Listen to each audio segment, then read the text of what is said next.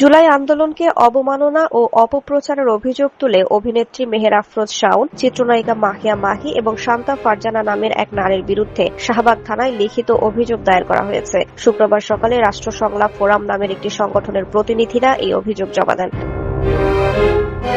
শাহবাগ থানার duty officer SI Swapan শুক্রবার রাতে অভিযোগ পাওয়ার বিষয়টি নিশ্চিত করেছেন। পুলিশ জানায়, অভিযোগকারীরা লিখিত আবেদনে দাবি করেছেন অভিযুক্তরা সামাজিক যোগাযোগ মাধ্যমে জুলাই আন্দোলনের স্মৃতি ও এর শহীদদের আত্মত্যাগের বিষয়ে অবমাননাকর মন্তব্য ও কর্মকাণ্ড পরিচালনা করেছেন। অভিযোগপত্রে বিশেষভাবে উল্লেখ করা হয়, জুলাই আন্দোলন বাংলাদেশের ইতিহাসের একটি অবিচ্ছেদ্য অংশ, কিন্তু অভিযুক্তরা এই আন্দোলন এবং এর সঙ্গে জড়িত আবেগ ও ঘটনা প্রবাহ নিয়ে বিভ্রান্তিকর ও অবমাননাকর অপপ্রচার চালিয়েছেন।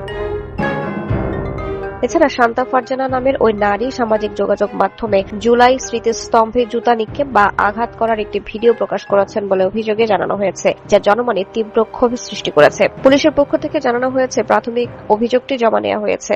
এখন অভিযোগের সত্যতা যাচাইয়ে তদন্ত শুরু হবে। তদন্তে অপরাধের প্রমাণ পাওয়া গেলে সংশ্লিষ্টদের বিরুদ্ধে পরবর্তী আইনি পদক্ষেপ গ্রহণ করা হবে।